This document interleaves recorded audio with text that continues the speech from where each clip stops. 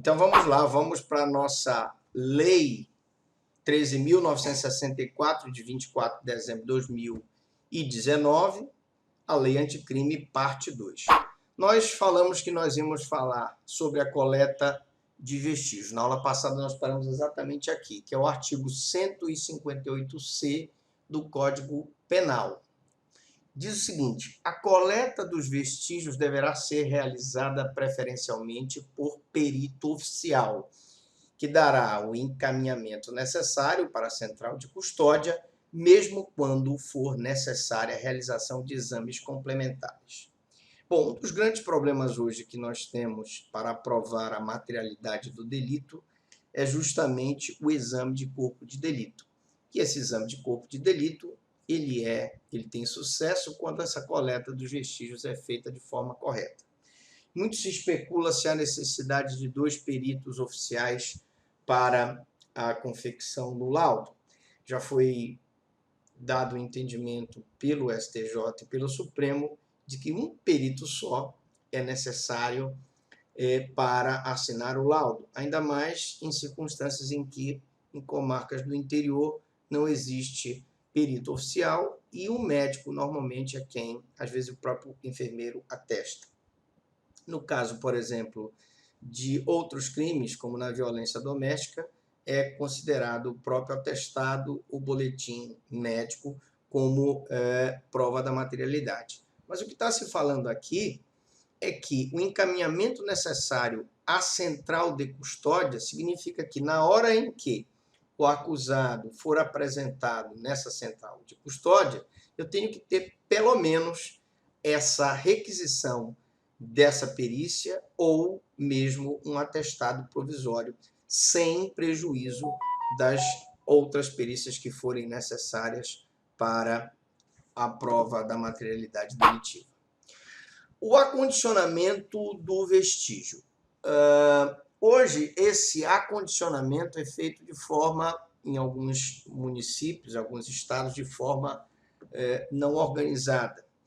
O dispositivo do artigo 158-D do CPP, do Código de Processo Penal, diz o seguinte: o recipiente para acondicionamento do vestígio será determinado pela natureza do material. Portanto, nós temos, por exemplo, o caso de drogas, nós temos que ter uma natureza própria, porque aquele laudo pericial provisório será encaminhado para a audiência de custódia. No caso de exame de corpo de delito de lesões corporais, enquanto esse exame não é feito, eu posso ter um boletim médico, um atestado médico provisório nos autos. Mas todos esses recipientes deverão ser selados com lacres, numeração individualizada, de forma a garantir a inviolabilidade e a idoneidade do vestígio durante o transporte. Porque o que se vê nos institutos de criminalística é a catalogação desorganizada e sem ter uma metodologia desses tipos de perícia. Se mistura exame de corpo de delito de relações sexuais, para prova de crime contra a dignidade sexual, com material de drogas, com perícia balística, com material de lesão corporal, sem que haja a devida numeração. Então, a lei nova traz essa questão da numeração individualizada, de forma a garantir a inviolabilidade e a idoneidade do vestígio durante o transporte, que vai ser feito do local da perícia para o Instituto Médico Legal e do Instituto Médico Legal para a audiência. Também foi criado pela Lei Anticrime, a Anticrime criou uma central de custódia, que ela está prevista no artigo 158-E de Eva do CPP. Diz o seguinte: todos os institutos de criminalística deverão ter uma central de custódia destinada à guarda e controle dos vestígios e sua gestão deve ser vinculada diretamente ao órgão central de perícia oficial de natureza criminal.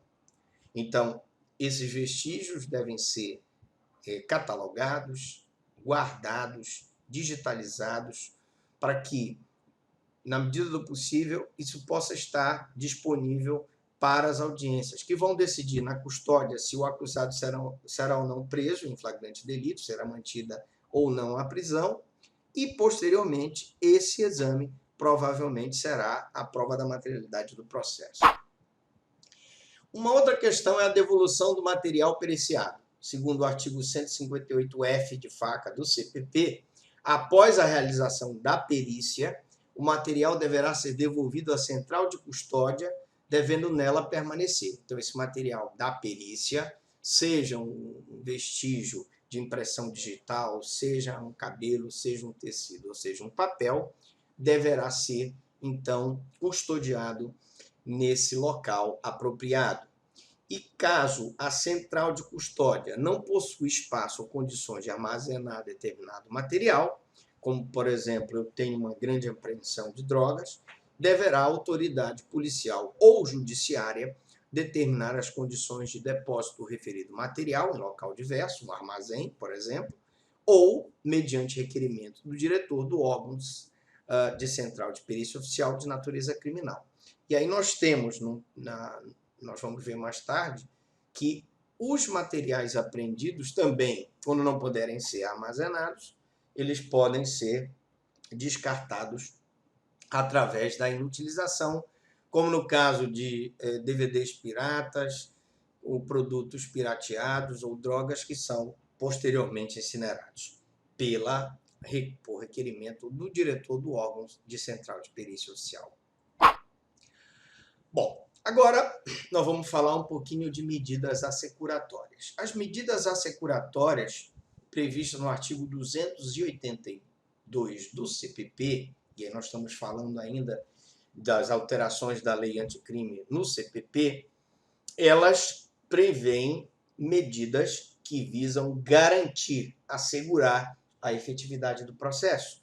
Então, eu tenho, entre as medidas assecuratórias, a hipoteca legal, eu tenho, por exemplo, a busca e apreensão de um determinado elemento de prova. E essas medidas, então, elas estão previstas e devem ser aplicadas observando-se. Aqui nós tivemos o seguinte dispositivo, é importante. É o parágrafo 2º. As medidas cautelares serão decretadas pelo juiz a requerimento das partes, tanto o Ministério Público quanto a Defensoria ou por advogado, quando no curso da investigação criminal, por representação da autoridade policial, caso delegado, ou mediante requerimento do Ministério Público. Bom, o juiz vai decidir se naquele processo, por requerimento da autoridade policial ou do Ministério Público ou do defensor, se aquela medida assecuratória será decretada com o objetivo de apreender aquele bem, com o objetivo de garantir aquele imóvel através de hipoteca legal, para que depois aquele bem seja vendido para pagamento das indenizações devidas ou mesmo da decretação de expropriação que será feita. No caso de drogas, por exemplo, nós vamos ter expropriação de imóveis, fazendas. No caso, nós vamos ter expropriação de barcos, helicópteros, aviões que forem adquiridos pelo tráfico legalmente. O parágrafo 3º diz: ressalvados os casos de urgência ou de perigo de ineficácia da medida, se uma medida foi ineficaz, o juiz, ao receber o pedido de medida cautelar, determinará a intimação da parte contrária para se manifestar no prazo de 5 dias. Detalhe, nesse aspecto, a lei anticrime, ela dá a possibilidade, antes do juiz decretar a medida, uma intimação da parte contrária para se manifestar no prazo de 5 dias. Esse contraditório não existia antes, mas, repito, ressalvados casos de urgência ou de perigo de ineficácia da medida. Se o juiz verificar que, no caso de urgência ou ineficácia da medida, ao dar à parte contrária o direito de se manifestar, a medida vai ser ineficaz, ou se for uma medida urgente que necessitar ser decretada liminarmente em relação àquele acusado, ele vai decretar liminarmente. Agora, se não for caso de urgência e não houver perigo para a eficácia da medida, convém que o juiz dê à parte o direito do contraditório, em que ele vai se manifestar no prazo de 5 dias e vai acompanhar de cópia do requerimento das peças necessárias, permanecendo os autos em juízo, e os casos de urgência ou de perigo deverão ser justificados e fundamentados em decisão que contém elementos do caso concreto que justifique essa medida excepcional.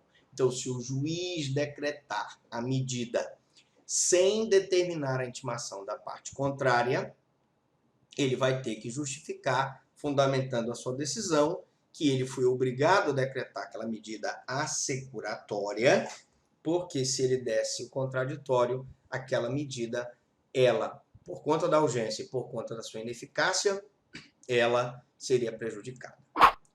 Outra questão que foi modificado é a prisão preventiva. Houve uma mudança na prisão preventiva do artigo 283 do CPP. O que diz o artigo 283 do CPP com as modificações da lei anticrime? Ninguém poderá ser preso senão em flagrante delito ou por ordem escrita e fundamentada da autoridade judiciária competente. Paramos aqui. Está igualzinho o anterior? Está. A pessoa só pode ser presa em flagrante delito. Ainda que a lei seja temporária, como, por exemplo, no caso de uma epidemia, essa lei é válida, embora temporária. Então, ele pode ser preso se ele estiver cometendo um crime previsto numa lei temporária, se essa lei temporária prever um crime. Contudo, vale esclarecer que uma lei criminal e que prevê um crime, ela deve ser uma lei promulgada pela União. Nunca um Estado nem um município pode criar uma lei, porque isso é prerrogativa da União. Portanto, aqui essa primeira fase que nós estamos vendo, ordem escrita da autoridade ordem escrita e fundamentada da autoridade judiciária competente, ou seja, o juiz é que pode decretar a prisão, e flagrante delito continua igual. Em decorrência de prisão cautelar ou em virtude de condenação criminal transitada em julgado. E aqui eu repito novamente. Muito embora a posição hoje do Supremo Tribunal Federal seja de que eu só posso prender uma pessoa de forma cautelar, no caso de prisão preventiva, prisão temporária, ou em virtude de condenação criminal transitada em julgado. Transitada em julgado, o Supremo entendeu que devem estar esgotados todos os recursos criminais possíveis. E aí eu falo da apelação para o Tribunal de Justiça, eu falo eventualmente de um recurso especial para o STJ e falo de um recurso extraordinário para o Supremo Tribunal Federal. E ainda que eu tenha um embargo, nós vamos falar dos embargos declaratórios daqui mais alguns slides, um embargo declaratório que ainda não transitou em julgado e, portanto, ainda tem que ser analisado, essa prisão em virtude de condenação criminal não transitou em julgado e, portanto, a pessoa não pode ser preso. Nada impede que esse dispositivo seja modificado, mas o fato é que, hoje, uma pessoa só pode ser presa em flagrante delito, por ordem de um juiz de direito, em decorrência de uma prisão cautelar, seja ela temporária ou preventiva, em virtude de condenação criminal transitada em julgado. Se tiver recurso pendente da defesa, a pessoa não poderá ser presa. Bom, nós paramos por aqui. Na próxima aula nós vamos continuar com o prazo da audiência de custódia, que foi suspenso pela decisão do STF até uma decisão em plenário. Então, nós vamos iniciar a próxima aula com o prazo da audiência de custódia. Alguma dúvida, alguma pergunta?